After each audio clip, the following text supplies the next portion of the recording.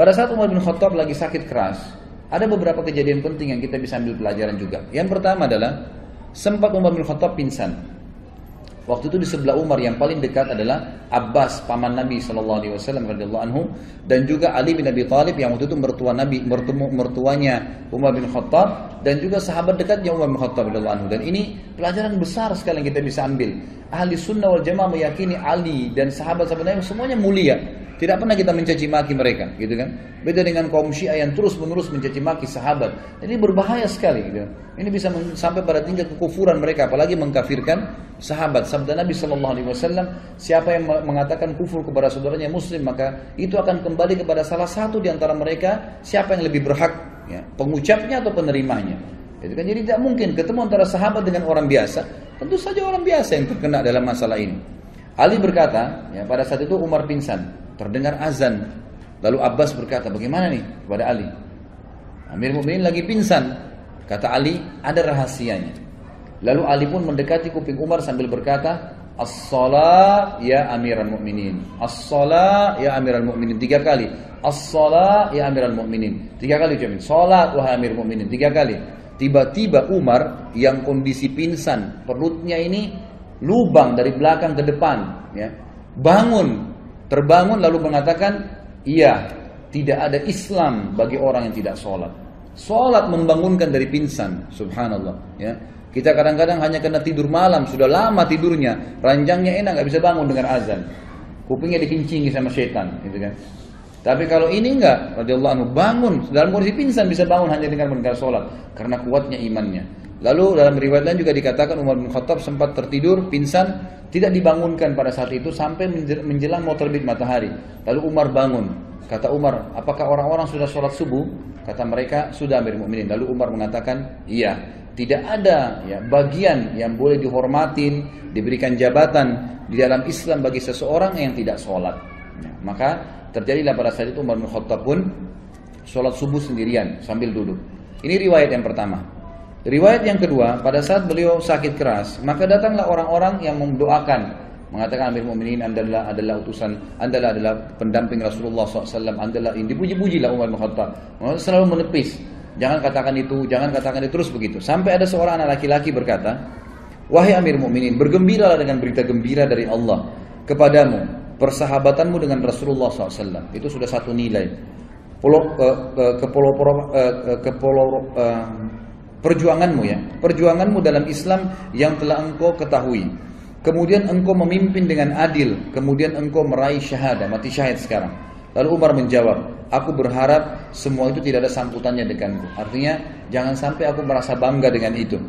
Lalu, ya, untuknya beliau mengatakan, dan akhirnya aku lepas dari tanggung jawabku, atau aku akhirnya tetap bertanggung jawab dengan dosa-dosa yang aku lakukan. Lalu pada saat anak muda itu mau keluar, ternyata anak muda ini bajunya menutupi mata kakinya.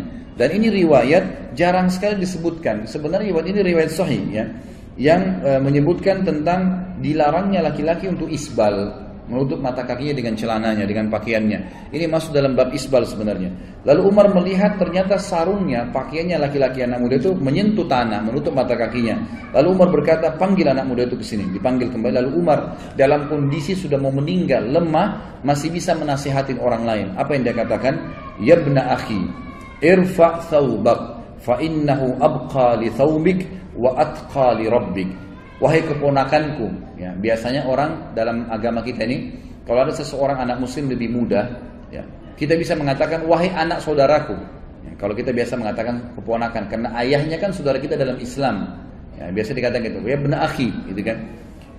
Angkatlah pakaianmu, karena itu akan lebih awet bagi pakaianmu, tidak mudah kotor, ya, tidak bisa menjatuhkan kamu, karena kalau panjang bisa menjatuhkan, bisa keinjak dan seterusnya. Dan itu lebih bertakwa kepada Rabbmu.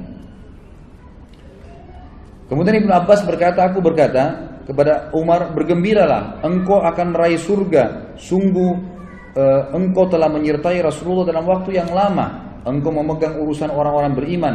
Engkau bersikap tegas dalam menunaikan amanah. Umar berkata, Adapun berita gembira surga yang engkau katakan kepadaku, demi Allah, seandainya aku mempunyai dunia dengan segala isinya, niscaya aku akan menjadikannya sebagai tebusan untuk menghadapi ketakutan besar yang ada di hadapanku sebelum aku mengetahui berita itu. Maksudnya, aku akan, ya, belum bisa aku mengatakan itulah pegangan, itu jadikan pegangan surga itu. Walaupun sudah dijamin oleh Nabi SAW. Kalau seandainya aku punya dunia dan seluruh isinya, aku akan jadikan sebagai tebusan agar bisa mendapatkan surga itu.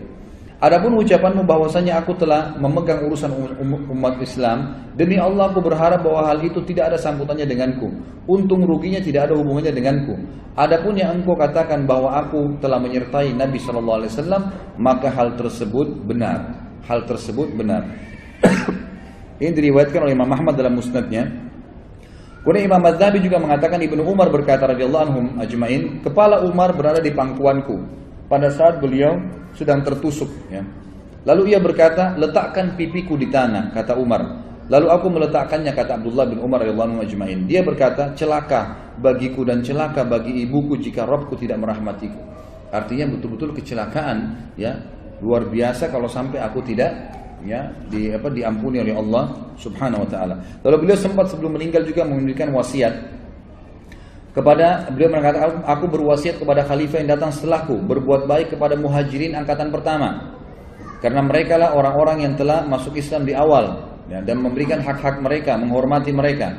Yang kedua, aku berwasiat kepada orang-orang Ansar yang telah memperjuangkan dan menjual seluruh harta dan jiwa mereka untuk agama. Lalu berbuat baiklah kepada rakyat-rakyat di kota-kota dan di desa-desa, karena mereka adalah pejuang-pejuang Islam. Berbuat baiklah kepada orang-orang Badui, karena mereka adalah orang-orang asli muasal orang Arab dan penopang Islam. Serta aku juga mewasiatkan berbuat baik kepada zimmah, ahli zimmah, orang-orang kafir yang di bawah naungan pemerintahan Islam, karena, ya, hak mereka harus dipenuhi sebagaimana Nabi SAW perintahkan.